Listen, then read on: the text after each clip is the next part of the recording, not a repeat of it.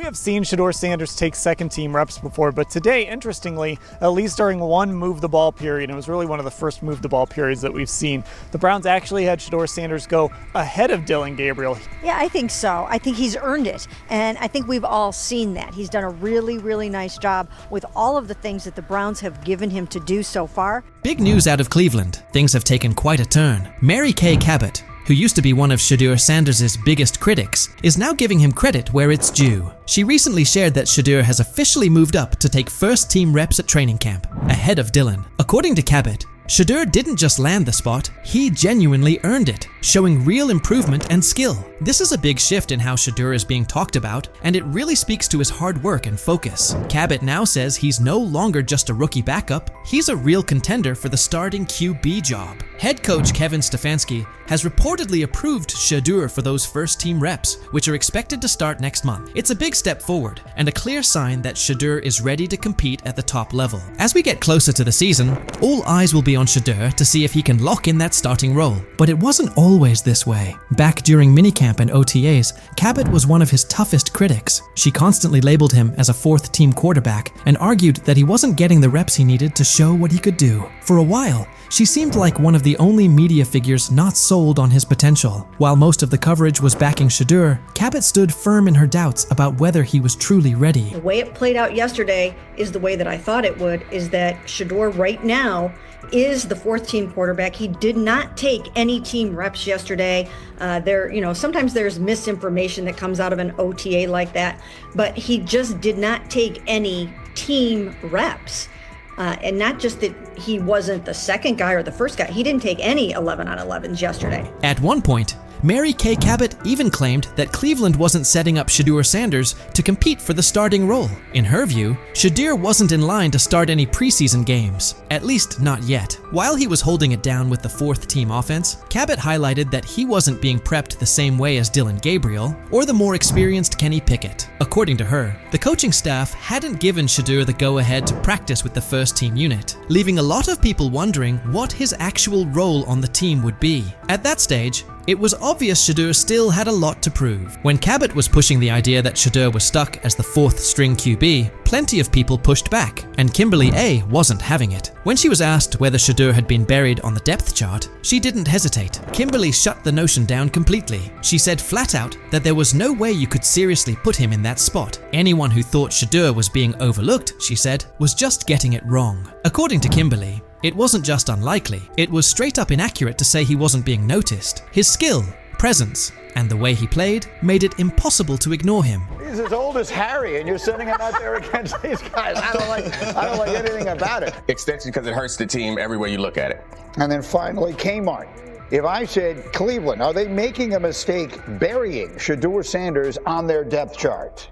Rainey, I don't think he's buried at all. I think it's so premature to even frame it like this. I understand the interest given the fact that there are 4 quarterbacks there, but to say a disservice is being done to Shedeur, I think is a bit. Mary Kay Cabot didn't just stop at calling Shedeur a fourth-string quarterback. She kept doubling down. She even floated the idea that Deshaun Watson could return and take the first-team reps instead of Shedeur. Her comments came across like she was trying to downplay any momentum Shedeur was building, insisting that Watson would likely have the better shot at running the offense. It started to feel like she was more focused on finding ways to discredit Shedeur than acknowledging his progress. Even with his clear potential and steady improvement, Cabot kept pushing a narrative that seemed more about keeping him out of the spotlight than giving him a fair shot. People kind of went crazy over something I wrote last week, that Deshaun's going to have a chance to come in and compete. I didn't say Deshaun was going to come in and be the starting quarterback, that it will be someone else. I don't know if it will be a rookie that they bring in. I don't know if it will be someone that is on someone's roster right now that they're going to try to trade for. Mary Kay Cabot didn't hold back when talking about Shedeur Sanders after his ticketing incident. She openly questioned whether he had what it takes to be a true quarterback, calling the situation a serious red flag. Cabot didn't just mention the speeding. She pointed out that Shedeur was going a shocking 40 miles over the limit. She even claimed he was racing another driver who was clocked at 92 miles per hour, describing the whole thing as reckless and dangerous. Her coverage left no room for interpretation. "This isn't what you want from your quarterback," she said, framing the incident as more than just a traffic mistake. It was, in her view, a sign of deeper concerns about his maturity and leadership. But Shedeur's fans weren't having it. The backlash came quickly and loudly. As the criticism piled up, Cabot eventually shut off her comments, clearly seeing that the narrative she'd been pushing was falling apart. She started to realize that sticking to her stance would only hurt her credibility, especially with Shedeur continuing to prove himself. Recognizing that it's okay to change course when the facts do, Cabot finally gave Shedeur his due. She acknowledged his obvious talent and the progress he's made, fully backing him now as a key part of the Browns' quarterback picture. After everything, she had to face the reality. Shedeur Sanders was the real deal. She admitted he had pulled ahead of Dillon Gabriel on the depth chart and was now getting first-team reps. The work Shedeur had put in, the strides he made, and the undeniable skill he showed on the field couldn't be ignored anymore. Cabot came to terms with what had become crystal clear. Shedeur was a serious contender for the starting quarterback job. His moment had arrived. Seen Shedeur Sanders take second-team reps before, but today, interestingly, at least during one move-the-ball period, it was really one of the first move-the-ball periods that we've seen, the Browns actually had Shedeur Sanders go ahead of Dillon Gabriel. Yeah, I think so. I think he's earned it, and I think we've all seen that. He's done a really, really nice job with all of the things that the Browns have given him. Mary Kay Cabot even went so far as to say that Shedeur Sanders had left a strong impression every time he spoke to the media. She pointed out how his poise and maturity during interviews only added to his rising reputation, stressing that the Browns were taking everything into account. According to her, Shedeur seemed to stand out above every other quarterback on the roster. It was becoming more and more obvious that his progress wasn't limited to just what he was doing on the field. He was also stepping up as a leader off of it. Her change in tone showed just how hard it was to ignore Shedeur's impact and the potential he was starting to reveal in every part of the game. Shedeur Sanders has now shown, without question, that his skill and drive are the real deal. Even Cabot, once one of his harshest critics, has come around. His development as a player, his ability to exceed expectations, and the way he carries himself in front of the media have all helped shift the conversation. He started out being dismissed as a fourth-string quarterback, but Shedeur kept pushing, eventually moving ahead of names like Dillon Gabriel. Through strong showings during minicamps, OTAS, and the lead up to the season, he's proven he's ready for the spotlight. And it's not just Mary Kay who's flipped her stance. A lot of people who once doubted him are now among his loudest supporters, giving him credit for the growth he's shown and the potential he brings to the team. Shedeur's rise has been all about resilience. He's turned criticism into motivation, and that dedication has earned him respect. His progress isn't just about football, it's also about the leadership and maturity he's displayed along the way. As Shedeur keeps growing, it's clear he's not just another rookie, he's on track to become a breakout star. What do you think? Has Shedeur truly earned his spot as a starting QB contender, or is there still more work to do? Was Mary Kay right to change her opinion, or should she have stuck with her original take? What do you think was the turning point that flipped the script for Shedeur? And do you believe this support he's getting will keep building as the season goes on? So he says, this is exactly what he says. I'm told the footage of Shedeur Sanders meeting with the Giants is so bad that both the Browns and the Sanders family have threatened legal action if it is What in the NFL is happening right now? The New York Giants just leaked a draft interview recording with Shedeur Sanders, and fans are completely freaking out. Did Shedeur take some shots? Did the Giants forget what the word confidential means? Or did someone accidentally hit reply all on something that was supposed to stay locked away? Get ready, because this roller coaster involves hot mics, bad takes, and a whole lot of drama. What happened with Shedeur on draft night to make him fall to the 5th round, and them talking about the Giants coming out with all that information talking about Shedeur did bad, bombed the interview, all that type stuff. We all know my last video when I talked about the interview tape about Shedeur did not get a playbook. The NY Giants, in true Stonewall fashion, dropped a carefully trimmed clip from their highly sought-after interview with Shedeur Sanders, then quickly locked everything else away like it was top-secret intel. Was this a calculated PR stunt, or just a low-key attempt at sabotage? Either way, the silence speaks louder than any official statement. Fans aren't buying this half-baked version of transparency, and they're definitely not ready to just bench him and move on. Instead, they're demanding answers, calling out the organization for what feels like a planned smear job. One thing's for sure, the hate is loud, but Shedeur's supporters are even louder. There was another team that he sat down with. What do you mean it didn't go well after that? So, he was pissed that they did that to him. They did that to him. He counter-confronted the them. same thing they do to every other quarterback prospect. They did that to him. They slide in a mistake to see if you catch it. Right. And so because you're the quarterback. But he didn't take it as a correction. He took it as like he got pissed off. Yeah, and it's like so here's another one. So another one was, he throws a bad interception, and it was a deep throw early in the game, and he comes back and they go in the meeting, they show the interception. Let's just call it like it is. The Giants have perfected the tease. They've basically turned "we've got more, but we're not sharing it" into a comedy act, and the joke's on them. It's like they're standing center stage, booing themselves. Oh, you want more? Too bad. We're guarding it like Grandma's secret lasagna recipe. Congrats, Giants. You've officially become the talk of TikTok, X, and even Aunt Barbara's Facebook. Yep, the holy trinity of online outrage.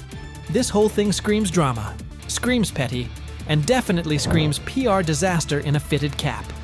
Just release the full tape before fans start pulling up to headquarters with pitchforks. And popcorn. GM is getting fired. The GM, who was that nigga that Jaden Daniels. The GM is on film that the nigga's son, the nigga asked his son last draft, yo, who you think I should pick? His son like, yo, you need to get the Jaden Daniels nigga, B. This is what his son, it's on tape. You should go Jaden Daniels. He laughing at his son. And all right, cool, get Jaden Daniels. I don't even know how that tape got out. I wouldn't have let the shit get out personally. Meanwhile, Shedeur, the latest poster boy for maybe the Giants don't like talent unless it's dressed in blue and red confetti, is soaking it all in like it's just another day at practice. And here's the best part of the irony. The Giants tried to label him as all hype, no substance, a paper tiger. But instead, they accidentally turned him into the hottest name being mentioned by every sports analyst out there. They tried to bury the story, but somehow ended up stamping it in bold. It's the classic case of ignoring a trending conversation for so long that sure, people get annoyed, but at the same time, they keep your name alive better than your own PR team ever could. It's funny. New York Giants, where these tapes at? You hear me? Because if Shedeur Sanders was so unprofessional, y'all would have leaked the tapes for the whole world could see, right? Cause understand, it's a lot of he say, she say. But one thing I do know, as a young black man growing up in this world, being straightforward and not sugarcoat anything. Oh, this narrative is pure gold. Giants PR completely skipped subtlety and went straight to the "we don't like his dad" playbook. A move so awkward, it's like trying to dunk and ending up in a kiddie pool. You can almost picture them brainstorming it. Yeah, we're just not fans of QB families that aren't ours. Because nothing screams professionalism quite like having zero self-awareness. And the fan reactions? Absolutely priceless. That one little clip was all it took to set the internet on fire. Keyboards everywhere started lighting up. People are asking, why hide the good stuff? What are you trying to cover up? If there's really nothing to hide, why not just drop the full thing? And spoiler alert, they weren't whispering. Social media exploded faster than a New York City grill on Memorial Day weekend. Them out. Another moment. What they do during the film and the combine and the meetings is teams will install mistakes intentionally planted in the install, and they want you to catch them. Shedeur didn't, and when a coach called him out, once again, it didn't sit well. It's like, bro, there's not many teams needing quarterbacks, especially since Pittsburgh appears to have a deal with Aaron Rodgers and Tennessee's getting Cam Ward. So you're down to the Giants, who are not in. And that brings us to the next tasty slice of irony. By refusing to release the full interview, the New York Giants probably thought they were hurting Shedeur Sanders' image. But instead, they ended up throwing gasoline on the hype train. Rather than shutting things down, they made him look like the kid who grabbed the last cookie and somehow got blamed for taking the whole jar. Only difference? This kid's got cameras on him 24/7, and he's handling the heat like a seasoned pro. Now, every move he makes is being broken down, every throw studied like it's a presidential debate. Fans are calling it what it is. They've lied on Shedeur. Some say the Giants just don't like his dad. And honestly, that might be true. Maybe this whole thing was just a cheap shot at Deion Sanders by extension. But here's the plot twist. The harder they try to drag him down, the more interesting his story gets. The Giants accidentally turned Shedeur into a walking headline, a controversy in cleats. They tried planting doubt, but all they really did was create buzz. He's no longer just a top draft pick. He's now a symbol of resilience, a narrative goldmine, and living proof that real talent doesn't fold under pressure. It levels up. And at this point, even if the Giants wanted to, there's no turning off the spotlight. Okay, so probably the most fun yet the most difficult thing I cover and we cover all year long is not games. It's the NFL draft. Because I've said this many times, you get lied to for a month to 2 months up to it. And so often during the draft, and every few drafts, there's a guy that really falls, precipitously falls. This year it was Shedeur Sanders, it's been Aaron Rodgers, it's been Dan Marino. Every few years somebody falls a lot. And so, but those stories don't come out until like the fall and after. Let's not overlook the fact that the hate is so strong, you could bottle it up and sell it as radioactive cologne. You can practically watch it leaking out of Giants HQ like toxic sludge straight out of a bad superhero origin story. But here's the twist. Maybe that's their superpower. Maybe the New York Giants really believe they're cooking up some secret formula, a cocktail of manipulation and media spin. But here's the thing. Every bit of shade they throw at Shedeur Sanders only makes his story bigger. Every time they try to box him in as some overhyped diva or question his character, they accidentally hand him another viral moment. And now, he's the underdog hero rising through the smoke. Let's be real. This isn't just about football anymore. This is about narratives, control, and how the establishment absolutely loses it when they're no longer holding the pen. And the real kicker? They still won't release the full interview. You've got NFL fans, media heads, and entire Reddit threads all chanting, "Drop the tape." Like it's some long-lost Beatles album. Meanwhile, the Giants are just sitting there, staring into the void like nobody saw this mess coming. Now, I don't know if it ever gonna get leaked or not. The tapes, the New York Giants have the tape. They definitely have the tape. It's confirmation that they have the tape. Shedeur didn't do nothing. It's what they saying he did. I'm gonna tell you what these mixed reactions right here. So we already know about the New York Giants, but the Pittsburgh Steelers head coach Mike Tomlin reported Miles Sanders' talent, but hesitated to draft him due to previous challenges with quarterbacks like Russell Wilson and Justin Fields, leading to more cautious approach. Las Vegas Raiders. Sanders met with Raiders at the NFL Scouting Combine and expressed enthusiasm about potentially joining the team. His familiarity with the West Coast offense and quick release was noted positive, though concerns about his ceiling. An opportunity now in Cleveland with a quarterback situation that, honestly, he can come out of and win the job. I think he'll do well. I really do. I think the kid works really hard. I think he loves the game of ball. And when it comes down to it, if you have a guy like that loves the game, obviously growing up around it his whole life, I think he'll be successful. He has a tremendous luxury to change plays at the line of scrimmage and what he sees. But you got to take into account that this kid has started every game in his high school career. This kid has started every game in his college career but one. He's seen a lot of football. So it's not too many complex defenses that you could throw at him that he hadn't seen. He's seen all of them. What happened behind the scenes in Miami last week left NFL scouts, general managers, and team owners completely shocked. Shedeur Sanders put on a performance that was so sharp, so precise, that even the most experienced talent evaluators, people who've been doing this for decades, are now second-guessing everything they thought they knew about quarterback play. The buzz started quietly on Tuesday. By Friday, it was all anyone in football circles could talk about.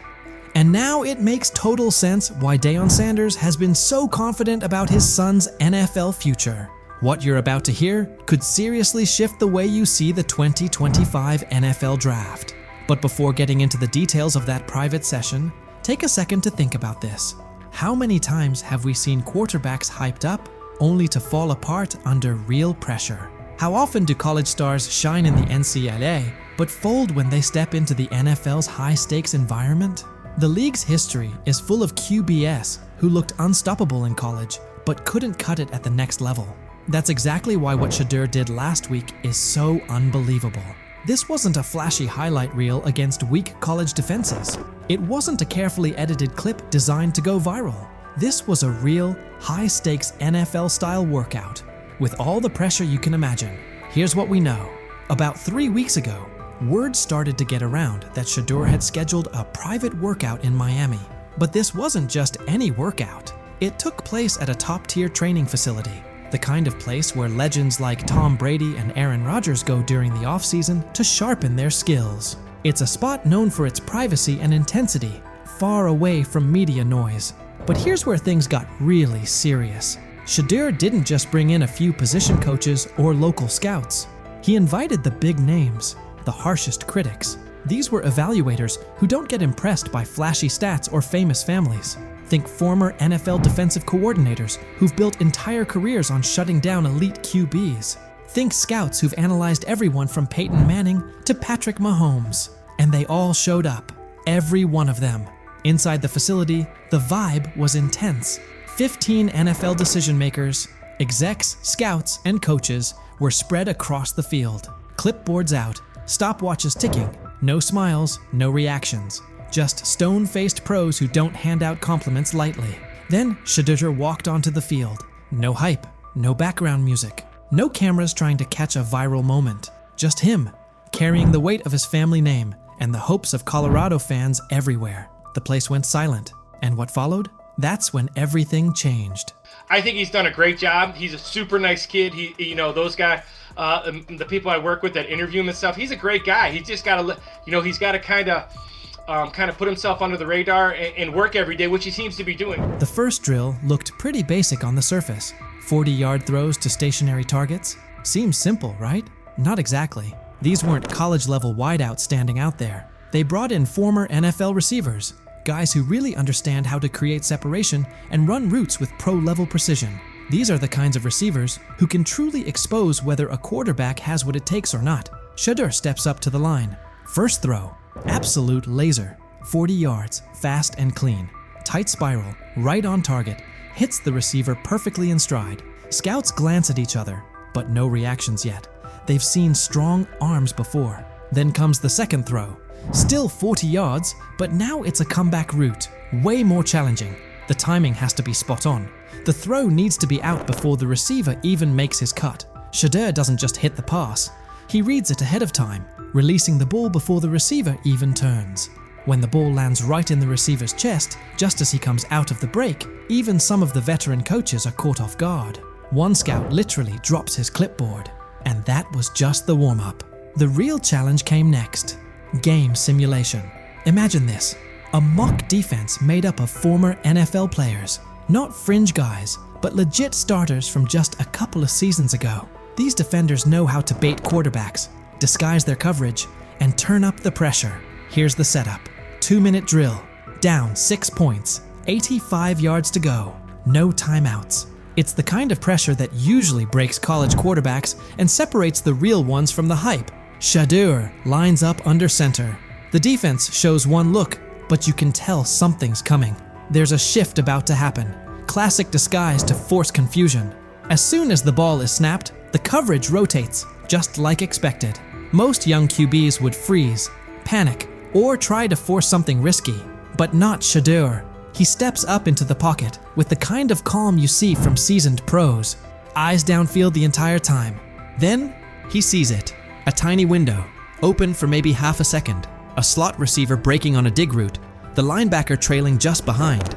That window is so tight most college QBs wouldn't even attempt it. But Shedeur doesn't hesitate. He fires a strike right between two defenders, hitting his receiver in perfect stride. The linebacker stops mid-step, stunned. The safety trying to rotate over just shakes his head like he can't believe what he just saw. The scouts lean in. They know they're watching something rare. And the best part? This was only the beginning. Incredibly accurate. Yes. He really understands not only offensive football, but he understands what you're doing as a defense. So he'll pick you apart that way. He processes quickly. Like, all those things to me are big time attributes. And I just remember last year at this time, Bo Nix falling. People saying, hey, Bo Nix is going to be a second rounder. And Bo Nix is not. By the way, that guy was one of the best. But now they can't have him. The same people responsible for his slide in the draft are the ones scrambling. They called him cocky, arrogant, threw every label at him, hoping it would break him. But through it all, Shedeur stayed cool. He didn't let the noise shake him or throw him off course. His mindset never wavered. He knew exactly what he brought to the table, and no amount of criticism was going to change that. Instead of folding under the pressure, he locked in even more. Their doubt didn't shake him. It fueled him, because deep down, he knew that what he showed on that field wasn't some lucky moment. It was real. It was proof of who he is and what he's capable of becoming. And now, those same scouts are left second-guessing everything. They thought they had him figured out, but what they saw last week flipped their entire evaluation on its head. At first, they saw attitude. They saw confidence and labeled it arrogance. They judged him before really watching him. But Shedeur didn't let it affect him. Instead, he showed exactly who he is when the lights are the brightest. And now those same scouts, the ones who once questioned if he had what it takes, are sitting in silence, unsure of what they just witnessed. His performance is making waves, and suddenly their early opinions are starting to look shaky. They didn't just see a strong-armed college quarterback out there. They saw a leader, calm, smart, in total control. The more his confidence grows, the better he gets. And now, they're starting to realize they might have missed something big. What they once brushed off as ego now looks more like confidence that can't be rattled. And his ability to shine under pressure is forcing a lot of people to rethink how they evaluate talent. Every day that passes, the question gets louder. How long can they keep ignoring the guy they once dismissed? Have we ever seen a quarterback flip the narrative like Shedeur Sanders just did? How often do players get counted out because of assumptions or snap judgments? How many times is confidence mistaken for arrogance? And how much potential gets overlooked because of it? Maybe this is that turning point. Maybe those very traits we criticize in young players are actually the ones that turn them into something great.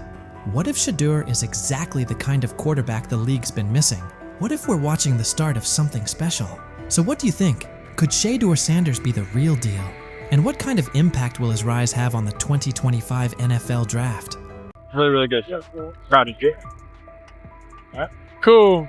Really, really nice job. You're not fully proud, kinda. I'm kinda proud. Look, for the flip side, was a perfect no, but she made plays, she operated. Shedeur he's a very impressive young man. He's poised, he's calm, he's smart. You can tell that he's been raised by, really quite honestly, a Hall of Fame dad. Look, we're going to get to know him even more. Andrew Berry is back and stunned everyone with a bold call. He bumped Shedeur Sanders ahead of Dillon Gabriel, jumping him from the third spot to the second. Here's the twist. Berry is all in on Shedeur, and it's intentional. He was the one inside the Browns organization who pushed for Shedeur to join the team. We saw the signs in the preseason. Berry clearly wanted Shedeur Sanders to break through and succeed in the NFL. In regards to Shedeur and Theon's not going to interfere. Theon's not going to be calling the coach. Theon's not going to be commenting about Shedeur while he's in Colorado. Lou, I think there's a lot of just fake news out there. All spring, Andrew Berry zeroed in on Shedeur Sanders. His initial plan was to get him in the first or second round. When the board didn't break that way, you could see the urgency. By round 5, Berry pushed the issue. He pressed the Haslams to greenlight the pick and bring Shedeur to Cleveland. His pitch covered more than arm talent and processing speed. He emphasized Shedeur's market presence and ability to lift the franchise's profile. That combination sealed it, and the Browns made the move. From there, Shedeur quickly became one of the team's most visible figures, which many around the league expected. Cleveland then moved Kenny Pickett, narrowing the depth chart traffic and giving Shedeur a cleaner runway to compete for meaningful snaps. The message was simple: opportunity is coming, and the path is clear. After a strong preseason debut, Berry sought Shedeur out and delivered direct praise. That wasn't a routine pat on the back, It was a deliberate public endorsement. It signaled how the Browns view him, not just as another quarterback on the roster, but as a priority investment with both on-field upside and off-field impact. The organization's actions, draft capital, roster moves, and visible support line up behind the same idea. They're betting on Shedeur Sanders and intend to give him every chance to grow into a central piece of this team. Really, really good. Proud of you. All right. Cool. Really, really nice job. You're not fully proud, kinda. I'm kinda proud. Look, for flip side, was a perfect no, but she made plays, she operated, it's just stacked. I love when you tell the facts, dude. No, but it's okay. It's okay. Listen, you did a nice job. Andrew Berry's bet on Shedeur Sanders is aging well, and the media is starting to echo that view. Mary Kay Cabot recently argued that Shedeur is the primary reason the Cleveland Browns remain in the conversation after a rough year. In her view, amid team-wide struggles, it's Sanders' presence, his profile, buzz, and flashes that kept Cleveland from slipping out of the spotlight entirely. Without him, she suggests, the Browns likely drift off the national radar. That ripple effect validates Berry's aggressive stance. The move wasn't just about a depth chart. It was about relevance and upside. Cabot also underscored that Shedeur isn't merely a headline. He's a quarterback with real runway to grow. His tools and poise are too substantial for Cleveland to park on the sidelines, and she pushed for a genuine opportunity to see what he can be with proper support. The calculus is straightforward. If he meets expectations, the Browns have a young centerpiece. If he doesn't, the organization can still reassess and pivot. Either way, the signal is clear. Berry's conviction in Shedeur Sanders has positioned Cleveland to capture attention now, while exploring a ceiling that could reshape the team's future. It was too much value to pass up there, a developmental quarterback that they could take a look at and just kind of see what they had. Right now, his upside clearly outweighs the downside. It's a bet the team can't ignore. After Shedeur Sanders' tough preseason outing, when critics jumped in, Andrew Berry didn't let it drift. Instead of excuses, he acted. He pulled the entire offensive line that had been on the field with Shedeur. That decision shook the building and made the front office's stance obvious. Protect the quarterback, give him a fair evaluation, and set him up to succeed. It signaled full investment in his development. Berry's move wasn't just a swap of personnel, it set a standard. He pushed for accountability, demanded changes, and focused on building a setting where Shedeur can grow instead of being put in losing spots. It's one of the strongest steps in reshaping the Browns roster and shows real trust in Shedeur's trajectory. There's also a bigger plan here. These choices aren't only about one game. They're tied to the long-term quarterback picture. With Dylan Gabriel's physical limitations and Kenny Pickett gone, the front office knows it needs a quarterback who can handle NFL speed and punishment. The post-Joe Flacco roadmap depends on getting this decision right. After all of that, Kevin Stefanski's latest comments flipped the tone. He's now publicly backing Shedeur's growth, regardless of outside noise. That's notable because Stefanski previously downplayed Shedeur's upside and critiqued him. With Pickett out of the mix, the focus has shifted. Shedeur's size, strength, and on-field tools are giving him a real edge over Gabriel. While there are ongoing questions about Gabriel's frame, Shedeur looks like the more complete option. That difference could be what pushes him up the Browns' depth chart. I don't concern myself with outside type of things, but I'm committed to his development, just like all of our rookies. So we'll continue to focus on getting our guys better, and that's what we'll stay committed to, and that's what's important to me. TJ Houshmandzadeh has weighed in too, saying the heat on Kevin Stefanski is rising,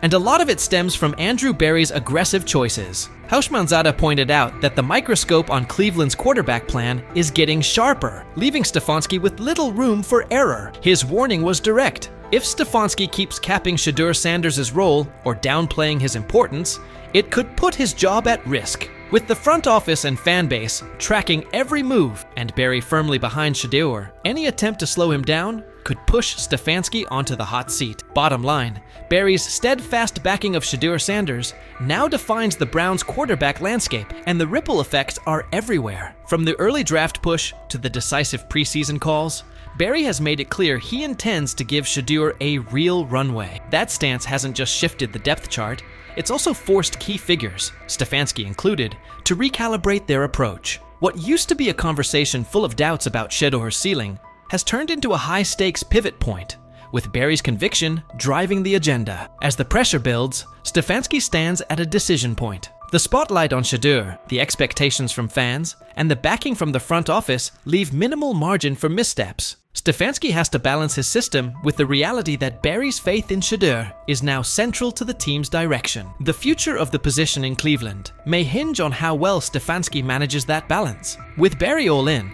the trajectory looks promising, but Stefanski's choices in the coming months will determine whether Shedeur's rise takes off or stalls. What's your read on Andrew Berry's aggressive approach and the pressure on Kevin Stefanski? Do you back Berry's unwavering commitment to Shedeur Sanders?